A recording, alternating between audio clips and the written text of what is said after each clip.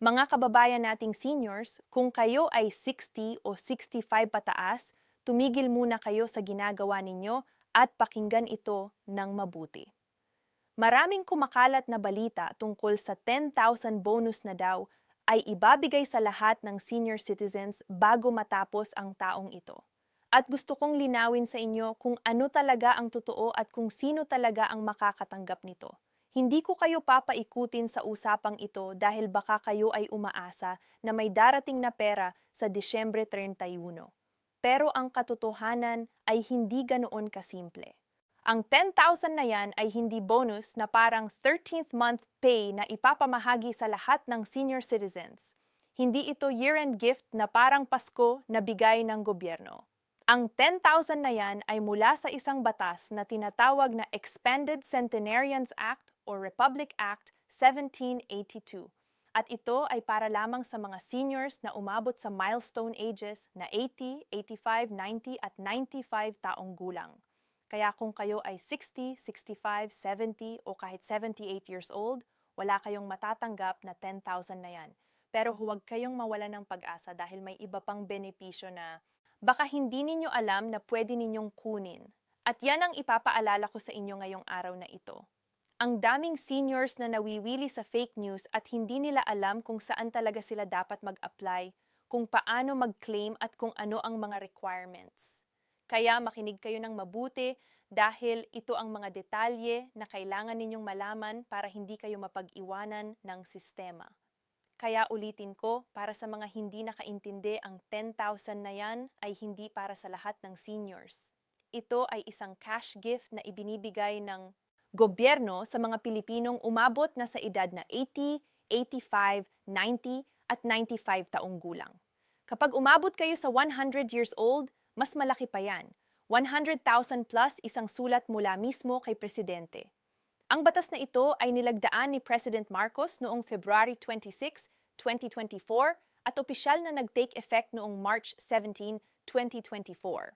Ngayon, ang implementation nito ay nagsimula na ngayong 2025 at ang National Commission of Senior Citizens o NCSC ang namamahalan nito. Ang unang payout ceremony ay ginanap sa Malacanang Palace noong February 26, 2025, exactly 1 year after na nilagdaan ng batas. Sa ngayong taon, umaasa ang NCSC na makakabigay ng 2.9 billion sa mahigit 275,000 senior citizens sa buong bansa. Pero ang tanong na laging tinatanong sa akin ay ganito: paano ako mag-apply? Kailan ko makukuha yung pera? Ano ang mga kailangan kong requirements? Kaya dito ko na ipapaliwanag sa inyo ng detalyado. Una sa lahat, kailangan ninyong magparehistro sa NCSC at sa inyong Local Office of Senior Citizens Affairs o OSCA. Hindi pwedeng bigla na lang kayong pupunta sa DSWD o sa bangko at magsasabing, heto, 80 years old na ako, bigyan ninyo ako ng 10,000. Hindi ganyan ang sistema. Kailangan may application process, may requirements, at may timeline na kailangan ninyong sundin. Ang sabi ng NCSC, dapat mag-register kayo at least 6 months before kayo umating ng milestone age na yan. Ibig sabihin, kung mag-80 years old kayo sa June 2025, dapat nag-register na kayo by December 2024 or January 2025. Kung naghintay kayo ng sobrang tagal at lampas na ang deadline, baka hindi na kayo makapag-claim or mas matagal pa ang processing time. Ang mga kailangan ninyong requirements ay ganito. Kailangan ninyo ng birth certificate, senior citizen ID, or kahit anong valid government ID, 2A2 ID picture, full body picture na printed sa A4 bond paper, proof of life na latest full body photo ninyo, na may hawak na calendar ng latest month, at endorsement letter mula sa city or municipal mayor kung saan kayo nakatira. Kapag kumpleto na yan, pwede na kayong mag-submit sa inyong local OSCA o LSWDO at sila na ang mag-i-endorse ng application ninyo sa NCSC. Pero tandaan, ang claiming period ay 1 year lang after ninyong makarating ng milestone age. Ibig sabihin kung nag-80 years old kayo ngayong January 2025, hanggang January 2026 lang kayo pwedeng mag-claim. Pagkalipas nun, hindi na yan pwede. At isa pa, kung namatay kayo bago pa man dumating ang birthday ninyo, hindi na kayo qualified. Pero kung namatay kayo after reaching the milestone age pero hindi pa kayo nakapag-apply, ang inyong kamag-anak ay pwede pa ring mag-claim sa ngalan ninyo. Ngayon, alam ko na maraming nagtanong sa akin paano naman kami na hindi pa 80 years old? Wala na ba kaming matatanggap? Siyempre may matatanggap kayo pero hindi ito yung 10,000 bonus na yan. Ang inyong benepisyo ay iba. Kung kayo ay indigent senior citizen, ibig sabihin ay walang regular income. Walang pensyon mula sa SSS, GSIS, PVAO o private insurance at mahina na rin ang katawan, kayo ay qualified sa Social Pension for Indigent Senior Citizens o ang tinatawag na SPISC. Ito ay monthly allowance na 1,000 per month at ito ay dinodoble na mula noong January 2024. Dati 500 lang yan per month pero ngayon 1,000 na. Ang payout schedule ay hindi na every 6 months tulad ng dati. Ngayon, pwede na kayong makatanggap monthly, bi-monthly o quarterly. Depende sa kung paano nag-arrange ang inyong LGU at ang DSWD. Kaya kung kayo ay 60 years old, pataas, frail, sickly, o may disability at walang regular income, dapat mag-apply kayo sa SPISC. Ang requirement dito ay medyo madali lang. Kailangan ninyo ng senior Citizen ID, Certificate of Indigency mula sa barangay at medical certificate kung may sakit kayo, pwede kayong mag-apply sa DSWD o sa inyong local social welfare office. Ang maganda dito, hindi na kayo maghihintay ng 6 months para sa next payout. Kung monthly ang release sa inyong lugar, every month kayong makakakuha ng 1,000. Kung quarterly naman, every 3 months ay 3,000 ang matatanggap ninyo.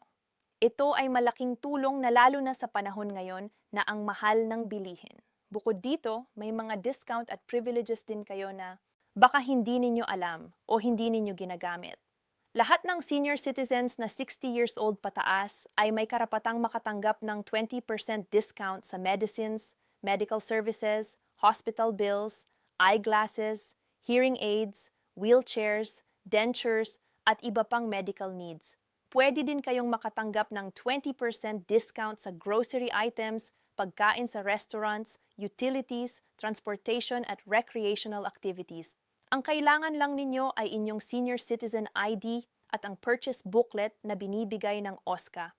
Pero, tandaan, ang discount na ito ay hindi unlimited. May quota system ito.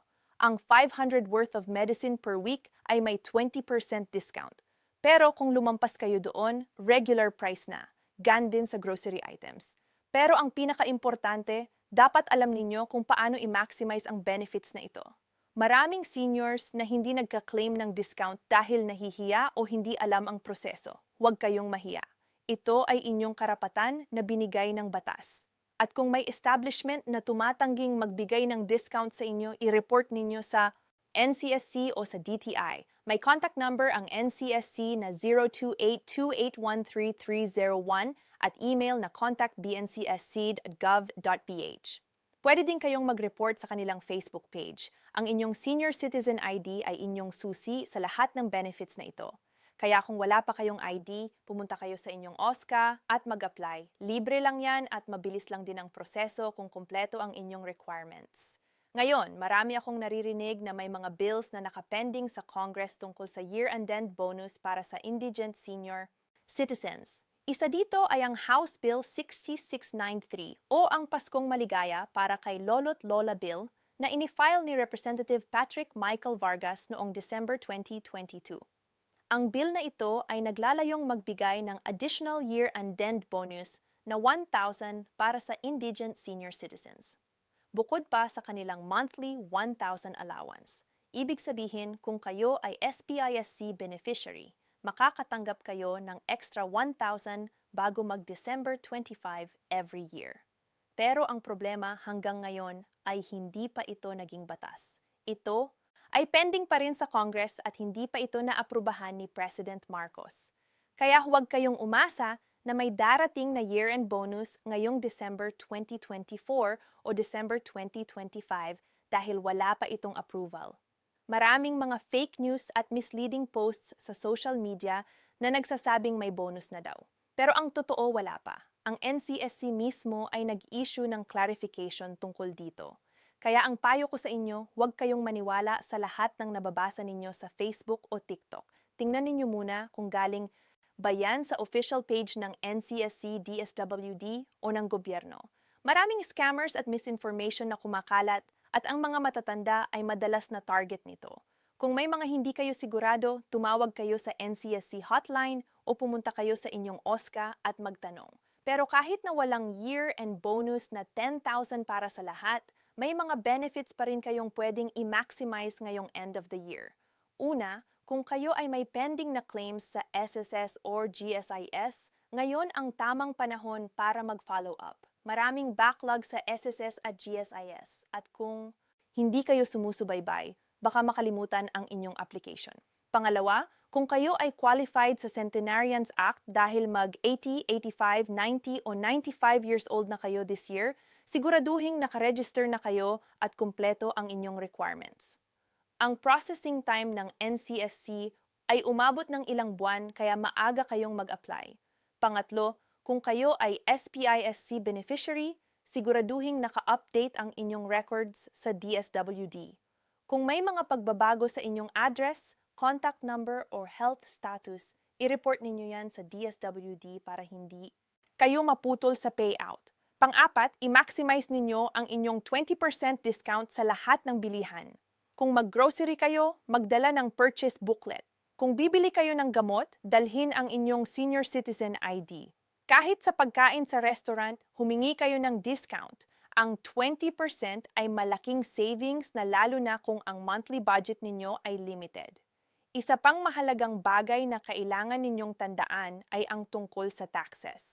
Ang mga senior citizens na 60 years old pataas ay exempted sa income tax kung ang annual gross income ninyo ay hindi lalagpas sa 250,000.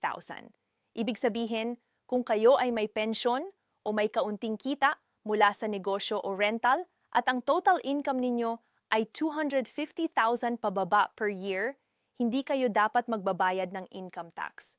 Pero kung lumagpas kayo doon, may buwis kayong babayaran sa excess amount. Maraming seniors na hindi alam ito at nagbabayad pa rin ng taxes kahit na exempted na sila. Kaya kung kayo ay may accountant or tax preparer, sabihin ninyo sa kanila na senior citizen na kayo at dapat i-claim ninyo ang exemption na yan. Bukod dito, ang senior citizens ay exempted din sa value-added tax o VAT sa lahat ng inyong transactions covered by the senior citizen discount. Kaya kung kayo ay bumili ng gamot, ang rep ninyo ay dapat walang VAT at dapat nakasulat doon na VAT-exempt transaction. Kung hindi yan naka-indicate, baka mali ang computation ng inyong discount at mas mataas ang binayaran ninyo. Kaya laging tingnan ninyo ang receipt at i-check kung tama ang computation. Kung may mali, huwag kayong mahiyang magreklamo. Ito ay inyong karapatan at ang mga establisimento ay may obligasyon na sundin ang batas. Ngayon, kung kayo naman ay nasa abroad, may magandang balita rin para sa inyo. Ang Expanded Centenarians Act ay hindi lang para sa mga seniors na nakatira sa Pilipinas. Ito ay applicable din sa lahat ng Filipinos na nasa ibang bansa basta kayo ay umabot na sa 80, 85, 90 o 100 years old. Ang inyong benefits ay ibibigay din ng gobyerno pero ang proseso ay medyo iba. Kailangan ninyong mag-apply through the Philippine Embassy, Philippine Consulate General, Department of Migrant Workers, o Commission on Filipino Overseas. Ang mga requirements ay halos pareho lang din, pero kailangan pa ninyo ng additional documents tulad ng Citizen Retention and Reacquisition Certificate, Identification Certificate, at Certificate of Attestation mula sa Philippine Embassy or Consulate. Ang payout ay ida-deposit sa inyong Philippine bank account, kaya kailangan ninyong may active account pa rin dito sa Pilipinas. Ang maganda dito, kahit nasa abroad kayo, hindi kayo nakakalimutan ng gobyerno. Ang batas na ito ay naglalayong kilalanin ang inyong lifelong contribution sa bansa at ito ay pagpapakita ng pagmamahal ng gobyerno sa mga seniors saan man sila naroroon sa mundo. Kaya kung may kilala kayong kamag-anak o kaibigan na nasa abroad at qualified na sa Centenarians Act, i-refer ninyo sila sa Philippine Embassy o Consulate sa kanilang lugar. Pero ang pinaka-importante sa lahat, hindi lang ito tungkol sa pera. Ang benepisyo na ito ay pagkilala sa inyong kontribusyon sa bansa Ang bawat senior citizen ay may kwentong dapat ipagmalaki, may pinagdaanang hirap at may ginawang sakripisyo para sa pamilya at para sa bayan. Ang 10,000 na yan o ang monthly 1,000 o ang 20% discount ay simpleng paraan lang ng gobyerno para sabihing, salamat sa inyo, hindi kayo nakalimutan. Kaya ang payo ko sa inyo, huwag kayong mag-expect ng year-end bonus na 10,000 kung kayo ay hindi pa naman umabot sa 80, 85, 90 o 95 years old. Pero huwag din kayong mawalan ng pag-asa dahil may iba pang benepisyo na pwede ninyong i-claim. Ang kailangan lang ninyo ay mag-inform, mag-research at mag-apply. Huwag kayong mahiya o matakot na pumunta sa OSCA DSWD o NCSC office. Ang mga empleyado doon ay nandoon para tumulong sa inyo. Kung hindi kayo marunong mag-online registration, humingi kayo ng tulong sa inyong mga apo, anak o sa mga volunteers sa community. Ang importante, alam ninyo ang inyong karapatan at ginagamit ninyo ito ng maayos. Sa pagwawakas, gusto kong sabihin sa inyo na ang pagiging senior citizen ay hindi dahilan para sumuko sa buhay o mawalan ng pag-asa. Kayo ay may karapatang mabuhay ng maayos, may dignidad at may suportang mula sa gobyerno at sa inyong pamilya. Ang mga benepisyo na ito ay hindi charity. Ito ay karapatan ninyo dahil sa mga taon na nagtrabaho kayo, nagbayad ng buwis, at nag-ambag sa pag-unlad ng bansang ito, kaya gamitin ninyo ang inyong karapatan. I-claim ninyo ang inyong benepisyo at huwag kayong magpahuli. Kung may tanong kayo, tumawag sa NCSC sa 028281301 o mag-email sa contact.sc.gov.ph. Bisitahin ninyo rin ang website nila sa balbotncsc.gov.ph para sa latest updates at announcements at huwag kayong maniwala sa mga fake news. Kung may nagsasabi sa inyo na may bonus daw na ibibigay bago matapos ang taon, tanungin ninyo kung saan galing ang balita at kung may official announcement ba mula sa gobyerno. Tandaan, ang inyong kapakanan ay mahalaga at ang inyong pera ay dapat mapunta sa inyong bulsa, hindi sa bulsa ng mga scammers. Maraming salamat sa inyong pakikinig at sana ay nakatulong ang impormasyon na ito sa inyo. Mag-ingat palagi at ipagpatuloy ninyo ang pagiging matatag at malakas. Kayo ay tunay na bayani ng ating bansa at karapat-dapat kayong pagmamalaki.